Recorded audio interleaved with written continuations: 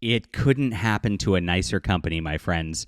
IDW is really, really circling the drain. They just lost their editor-in-chief, like one of the only actual competent people at the company. And this writing's been on the wall. We've seen just how badly things have gone since Heather Antos got her little claws into the company, started bringing her friends over, started messing with things. It was a matter of time. And I think with this news, we're going to see the decline of IDW happen faster than we even thought. Let's get into this news. My name's John Delarose. I'm a award-winning comic creator, blacklisted by the mainstream comic book industry, and I'm putting out my Hidden Emperor graphic novel on Kickstarter right here. This is amazing. This is our best work to date. We put together a beautiful science fiction story. IDW's got Star Trek, but you know what? I have the heart of Star Trek far more than they understand what it is, and so we do a lot here. And if you enjoy Star Wars, Star Trek, Warhammer 40K, any of those great science fiction universes, you're really going to love this. We built something incredible. This is a sequel to our Overmind in 2022. It is a standalone story, though, just the same characters. And gosh, I'm so excited to bring this to you. I'll put this in the description below. Please click on this. Right now, it's not live, but we're going to be clicking to notify you on launch. So please sign up. So let's make our launch as big as possible. Appreciate you guys being there. And please hit the like and subscribe button. Join our community. We have a wonderful comic book community who really loves comics and would love to have you here. Now, I reported on May 30th that Star Trek was losing their Star Trek license. Star Trek is one of their main licenses, and IDW really lives off of their licensed products. They've got Star Trek, Sonic, My Little Pony, D&D, and Teenage Mutant Ninja Turtles. Now, Turtles is the only profitable thing, from my understanding, from talking to a secret employee at the company. And the rest is really flailing and having a lot of problems. This has been known. IDW has been posting major losses. They dropped from the New York Stock Exchange. Their stock tumbled. It used to be at $2 a share. Now they're sitting at about 34 cents. So they've lost almost 75% of their value in just a couple of years. They have laid off more than 40% of their staff, while Heather Antos keeps getting promoted. And she came from Star Trek. She wrecked it here. They're of course nominating her for Eisner Awards, which I'll get into the story because Rich Johnson tries to pretend like IDW is still doing pretty well in his Bleeding Cool article. But it's really, really bad stuff that's going on here. And so this license is supposed to be up at the end of the year, according to my source. And this came from a source at Paramount, not at IDW. But I learned from IDW, my employee source, that there's another license that they're losing also. Now, they can't afford to lose this. It's not like they have a lot of creator-owned properties that are doing well for them. In fact, they cut their entire creator-owned program last year because it was just bleeding them money also. Nobody was buying those. And so they're really in a big hurt already. This is just the setup right here. And with the way things are going, I noticed they're relaunching Teenage Mutant Ninja Turtles with an all-new #1, right? Trying to get a quick short-term boost. That's a desperation move because that series had been going for 150 issues.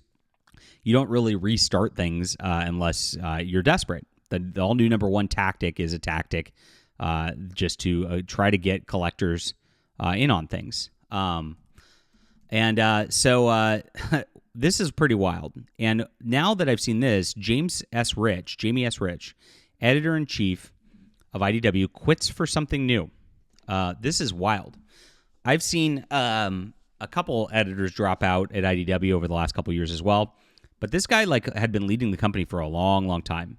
He sees the writing on the wall, and that's why he's doing this. He moved for a new San Diego-based comic publisher. Why? Because there's problems here. IDW is not going to be lasting. If they're losing two big licenses, Star Trek and another, which we're not allowed to disclose because it'll dox my IDW contact, and I don't want to do that. Wow, this is wild.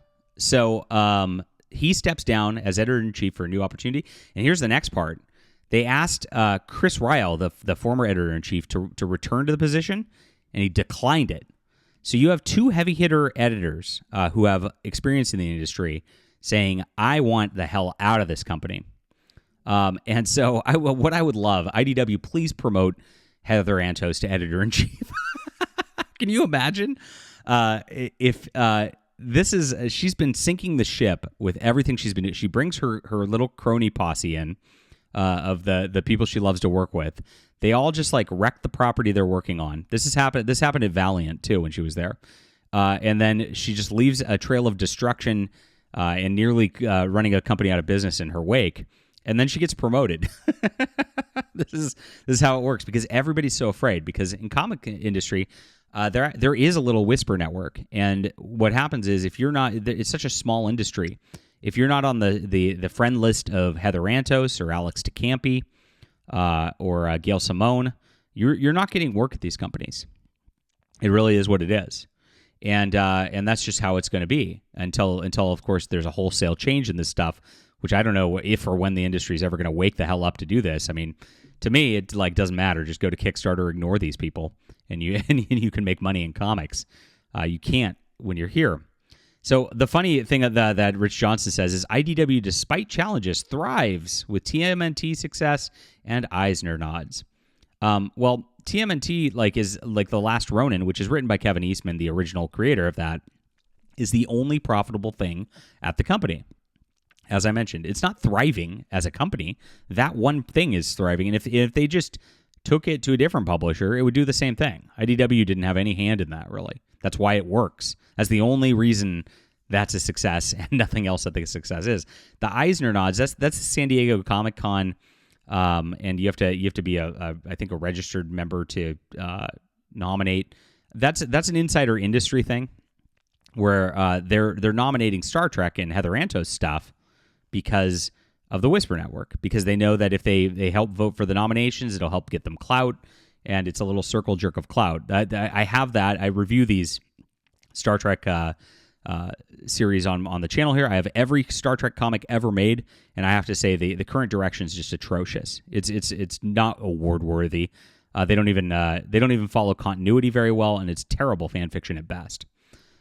So interesting stuff here. This is a pretty interesting and funny situation. He's gone from IDW. Chris Ryle is not showing up, and he was approached to return and declined. Wow, really wild that this is happening right now, right after I learned that there's going to be a big licensing drop, not only with Star Trek, but with another brand as well. This company's just done. All right. Leave a comment down below with what you think about this. And by the way, if you want to talk to the IDW CEO and be like, hey, put JDA as your editor-in-chief, I can fix that company. 2 years to flatten the curve, my friend at IDW. Give me wholesale command of this company, and I will fix all the problems for you. No problem. Let me know. Email me. All right. The Hidden Emperor is on Kickstarter. Please make sure to sign up for this. Really appreciate you being there and supporting the comics. Hit the like and subscribe button. Let us know what you think. We'll be back soon.